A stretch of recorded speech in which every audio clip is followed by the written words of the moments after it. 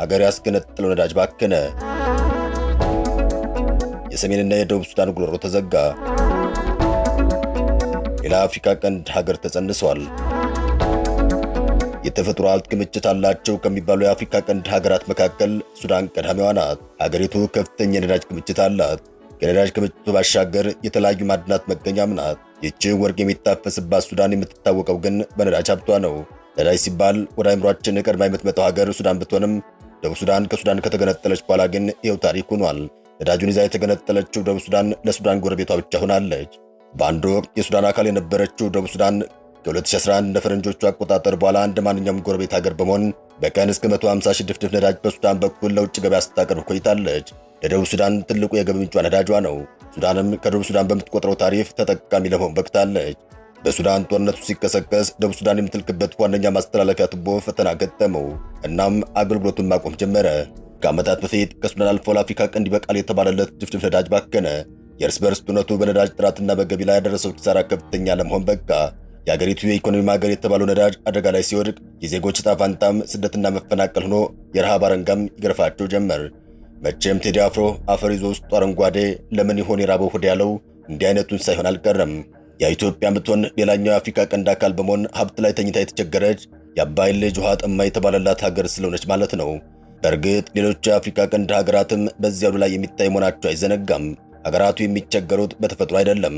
በቂ የተፈጥሮ ሀብት ቢኖራቸውም እንዳለመታደል ሆኖ ይህን የተፈጥሮ ሀብት በአግባቡ መጠቀም አይችሉም። ማቆሚያ ባጣ እርስ በርስ ጦርነት ውስጥ እያለፉ ስለሆነ ለውድመት እንጂ ለልማት አልታደሉም።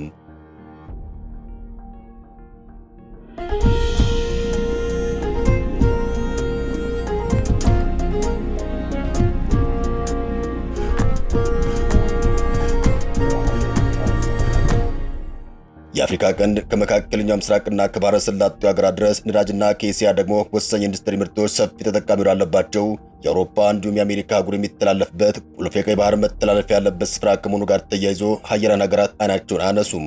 በአካባቢው የሀያላንና ጥቅማቸውን ለማስጠበቅ በሚፈልጉ ሀገራት የትግል ሜዳ ሆኖ ቆይቷል። አሁን በዚህ መንፈስ ቀጥሎ ጦርነቶችና ግጭቶች የሚካሄዱበት ቀጠና ነው።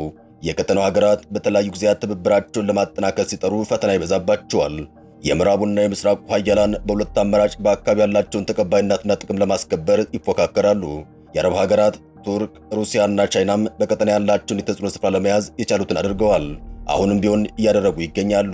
ምዕራባውያን ተጃሮችም ቢሆን በዚህ ቀጠና ፍልሚያ አይታጡም። በእነዚህ ምክንያቶች የአፍሪካ ቀንድ ግጭትና የጸጥታ ስጋት የማይለየው በቀጠናዊና በዓለም አቀፋዊ ተጽዕኖ የሚናጥ ቀጠና ሆኗል። በሱዳን፣ በደቡብ ሱዳን፣ በኤርትራ፣ በኢትዮጵያ፣ በግብፅና በሶማሊያ ችግሩ በስቷል። ከችግሩ ጀርባ የአሜሪካ፣ የቻይናና የሩሲያ ፍጥጫ በጉልህ ይታያል። ፉክክሩ የአፍሪካን ቀንድ የትግል ወይም የጦር ሜዳ ያደርገዋል። ጠቅለል ባለ አገላለጽ የእርስ በርስ ጦርነት መገለጫ በሆነው የአፍሪካ ቀንድ ባለፉት ዘመናትና በአሁኑ ወቅት ሀያላን ሀገራት ከትርምሱ ለማትረፍ እየተሯሯጡ ይገኛሉ። ሀያላኑ ከቀንዱ ሀገራት ጋር ወዳጅነትን በመስረት ተጽዕኖአቸውን፣ ቁጥጥራቸውን ማጠናከር ይፈልጋሉ። በዚህ የተነሳ አካባቢው የሀያላንና ጥቅማቸውን ለማስጠበቅ የሚፈልጉ ሀገራት የትግል ሜዳ ሆኖ ቆይቷል። አሁንም በዚሁ መንፈስ የፉክክር ትግል ሜዳ ሆኖ ቀጥሏል። ጦርነቶችና ግጭቶች የሚካሄዱበት ቀጠና ለመሆን በቅቷል። የቀጠናው ሀገራት በተለያዩ ጊዜያት ትብብራቸውን ለማጠናከር ሲጥሩ፣ የምዕራቡና የምስራቁ ሀያላን ደግሞ በሁለት አማራጭ በአካባቢ ያላቸውን ተቀባይነትና ጥቅም ለማስከበር ይፎካከራሉ። በዚህ ምክንያት ጥረታቸው ፍሬ ሳያፈራ ቀርቷል። ወደፊትም የመሳካት ዕድሉ ጠባብ እንደሆነ በርካታ የዘርፉ ተንታኞች ይናገራሉ። ምክንያቱም ቀጠናው ላይ ተለዋዋጭ ኃይል አስተላለፍ እየተፈጠረ ይገኛል። የአረብ ሀገራትን ጨምሮ እንደ ቱርክ፣ ሩሲያና ቻይና በቀጠና ያላቸውን የተጽዕኖ ስፍራ ለመያዝ የቻሉትን አድርገዋል፣ እያደረጉም ቀጥለዋል።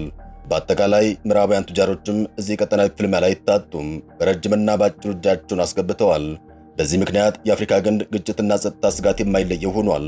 ቀንዱ በቀጠናዊና በዓለም አቀፋዊ ተጽዕኖ ይናጣል። በሱዳን፣ በደቡብ ሱዳን፣ በኤርትራና በኢትዮጵያ እንዲሁም በግብፅና በሶማሊያ በኩል በሚካሄድ ቀጠናዊ ግንኙነቶች እንዲሁም የአሜሪካ፣ የቻይናና የሩሲያ ዲፕሎማቶችን እያፋጠጠ ነው። ከቀዝቃዛው ጦርነት ማብቃት በኋላ በአፍሪካ ውስጥ ያላት ምጣኔ ሀብታዊ፣ ፖለቲካዊና ወታደራዊ ተጽዕኖ አሰፍቶ የቆየችው አሜሪካ በአሁኑ ወቅት በተለይ በቻይናና በሩሲያ እየተፈተነች በመሆኗ ፉክክሩ ጠንከር ብሏል። ባለፉት ጥቂት አስርት ዓመታት በዓለም መድረክ ኃያልነቷ እየጎላ የመጣው ቻይና ከወታደራዊና ከጸጥታ ጉዳዮች በተለየ መልኩ የአፍሪካ ሀገራት በዋናነት በሚሹት የመሠረተ ልማት ግንባታና የምጣኔ ሀብት ልማት ትስስሯን እያጠናከረች ለአሜሪካ ስጋት ሆናለች። ቻይና ምጣኔ ሀብታዊ ትስስሩን ቅድሚያ ሰጥታ እየመጣችም ነው። ነገር ግን የቻይና በቀጠናው መገኘት ከኢኮኖሚ ጀምር እንጂ ውሎ አድሮ ወደ ወታደራዊ መስክ መሸጋገሩ ስለማይቀር ለአሜሪካ ትልቅ ስጋት ሆኗል። አሜሪካ በአፍሪካ ቀንድ እያደረገች ያለው ከፍተኛ ዲፕሎማሲያዊ እንቅስቃሴ እየጨመረ የመጣውን የሩሲያና የቻይናን ተጽዕኖ ለማክሸፍ ሞክራ አልተሳካላትም። ኢኮኖሚያዊ ስበት ያለውና በመቶ ሚሊዮን የሚቆጠር ሕዝብ የሚኖርበት ቀጠናው ከስትራቴጂ አንጻር የኤርትራ የኢትዮጵያና የሶማሊያ መሪዎች በጋራ ለመስራት ከጥቂት ዓመታት በፊት ጥብቅ ግንኙነት መስርተው እንደነበር ይታወሳል። ነገር ግን የጥምረት ሁለት ነገሮች ገጥመውታል። አንደኛው ትብብሩ በአካባቢ ፍላጎት ካላቸው ከውጭ ኃይሎች ጥቅም አንጻር ሊታይ አለመቻሉ ሆኖ ይጠቀሳል። ቀጠናዊና ዓለም አቀፋዊ ጥቅምን አገናዝቦ ያልተነሳ አጋርነት ተቃውሞ ይገጥመዋል። ከዚህ አኳያ በቀጠናው ውስጥ ከፍተኛ ፍላጎት ያላቸው እንደ ግብፅና አሜሪካ ጥቅማቸው የሚቃረን መስሎ ከታያቸው መቃወማቸው አይቀሬ ነው። ሁለተኛው ችግር የሶስትዮሽ ግንኙነት ድክመት ከየሀገራቱ ውስጣዊ መዋቅራዊ ድክመቶች የመነጨ እንደሆነ ይገለጻል። የእነዚህ ሶስት ሀገራት መንግስታት ለምሳሌ ህዝብን የሚወክሉ ሰፊ ዲሞክራሲያዊ መድረክን የፈጠሩና ተቀባይነት ያላቸው ጠንካራ መንግስታት አይደሉም። ኤርትራ በአንድ ፓርቲና መሬት ጥብቅ ቁጥጥር መሆኗ፣ ኢትዮጵያም በውስጣዊ የፖለቲካ ቀውስ የምትናጥ ሀገር መሆኗ፣ ሶማሊያም በአልሸባብ ጥቃትና በክልላዊ የፖለቲካ ፉክክር ስር የሚንገዳገድ መንግስት ያላት በመሆኑ ሀገራቱ የየራሳቸው ተግዳሮት ያለባቸው ሆነዋል።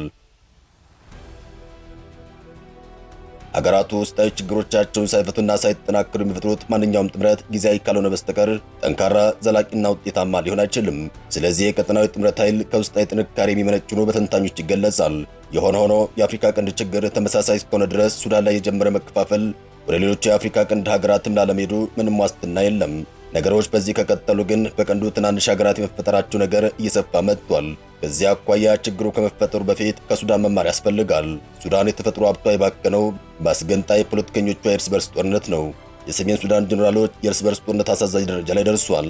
ላለፉት 2 ዓመታት ያወደሟትንና የሚያድሟትን ሀገር ለሁለት ለመካፈል እየጣሩ ይገኛል። ይህ ጦርነት አደገኛ አፈጻጸሙ እየተዘገበ ነው። እስካሁን ከሞት ያመለጠ የሱዳን መከረኛ ሕዝብ በብዙ የተፈተነ ቀጥሏል። ከአንዱ መጠለያ ጣቢያ ወደ ሌላኛው መንከራተት፣ መራብ፣ መሰቃየቱ የቀጠለ የሱዳን ሕዝብ ተስፋውን እያጣ መጥቷል። የሁለቱ ጄኔራሎች ፍልሚያ ሀገር እያሳጣቸው ይገኛል። ጄኔራሎቹ የድጋፍ ፍክክር ውስጥ ገብተው ሀገራቸውን ከማውደም አልፈው እየተካፈሏት ይገኛሉ። ሳውዲ አረቢያና ግብፅ ጄኔራል አብዱል ፈታህ አልቡርሃንን የሚመሩት የሱዳን መከላከያ ጦር መንግስትን ይረዳሉ። የተባበሩት አረብ ኤሚሬቶች ደግሞ ጄኔራል መሐመድ ሐምዳን ዳጋሎ ሄሚቲን የሚያዙትን የፈጥኖ ደራሽ ኃይል ትደግፋለች። በለንደን ጉባኤ የተደራጀው ጄኔራል መሐመድ ሐምዳን ዳጋሎ ያደራጁት የሱዳን የሰላምና የአንድነት ወይም የሱዳን ትይዩ መንግስት መመስረቱን ናይሮቢ ላይ አውጇል። ጄኔራል መሐመድ ሐምዳን ዳጋሎ የሚመሩት ቡድን በተባበሩት አረብ ኤሚሬቶች የገንዘብ ድጋፍ በኬንያው ፕሬዝዳንት ዊሊያም ሩቶ አስተናጋጅነት የትይዩ መንግስት መመስረታቸውን ግብፅና ሳውዲ አረቢያ ማውገዛቸው ይታወሳል። የሪያድ፣ አቡዳቢ፣ ካይሮ ገዢዎችና ተከታዮቻቸው የሚደግፉት ኃይል ካላሸነፈ ጦርነቱ እንዲቆም ይፈልጋሉ ብሎ ማሰብ ፖለቲካው እንዳለመረዳት ይቆጠራል። የአፍሪካ ህብረት፣ ኬንያና ግብፅ በግልጽ ሌሎች አባላቱ በድብቅ ወይም በተዘዋዋሪ የመሰረቱት ይህ ቡድን የሱዳን አንድነትና ሉዓላዊነትን ለአደጋ ያጋለጠውን ጦርነት በቅርብ ርቀት እንደሚያተኩር ያውቃሉ ተብሎ በተንታኞች ይገለጻል።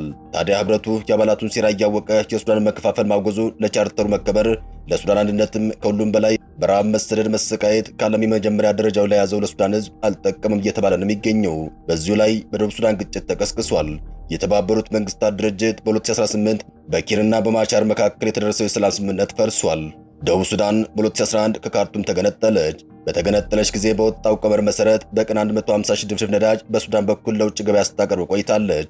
ሀገሪቱ በሱዳን በኩል ነዳጅ ወደ ውጭ የምትልክበት ዋነኛ ማስተላለፊያ ቱቦ አገልግሎት መስጠቱን ያቆመው በጦርነቱ ምክንያት እንደሆነ ይነገራል። የሱዳን ጦርና ፈጥኖ ደራሽ ኃይሎች ከሚያደርጉት ጦርነት ጋር በተያያዘ አገልግሎቱ ተስተጓጉሏል። ነዳጅ በቀይ ባህር ዳርቻ ፖርት ሱዳን አቅራቢያ ወደሚገኘው ማጠራቀሚያ የሚተላለፈው ቱቦ ችግር ገጠመው። የነዳጅ ኤክስፖርቱ ለደቡብ ሱዳንና የማሸጋገሪያ ወይም ትራንዚት ክፍያ ለምትቆርጠው ሱዳን ወሳኝ የገቢ ምንጫቸው ሆኖ ቆይቷል። ጦርነቱ ሲቀጥል የሰሜንና የደቡብ ሱዳን ጉሮሮ ተዘጋ፣ የገቢ ምንጫቸውም ደረቀ።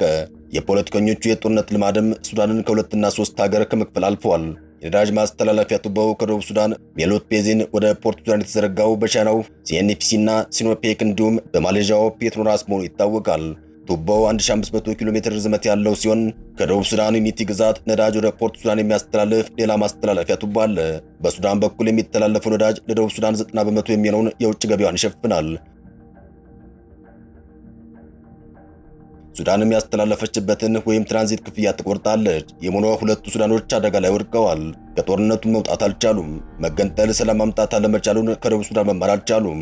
የደቡብ ሱዳን መሪዎች ለዘመናት የነጻነት ጥቅም ሲሰብኩ በፍትህና በእኩልነት ህልም ሲያማልሉ ሲያጋድሉት የነበረውን የአንድ ህዝብ ለስልጣን ሲሉ እርስ በርሳቸው አፋጁት።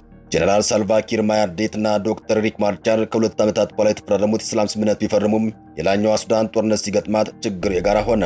ትልቁ የገቢ መገኛ የሆነው ነዳጅ በጦርነቱ ምክንያት ችግር ገጠመው። በዚህ ላይ የደቡብ ሱዳን ገዢዎች ለዳግም ውጊያ መዛዛታቸውን ቀጥለው በጦርነቱ ዋዜማ ላይ ይገኛሉ። ስምምነቱም የመፍረስ አደጋ እንደተጋረጠበት በስፋት እየተዘገበ ይገኛል። አበቃን። ሰናይ ጊዜን ተመኘን።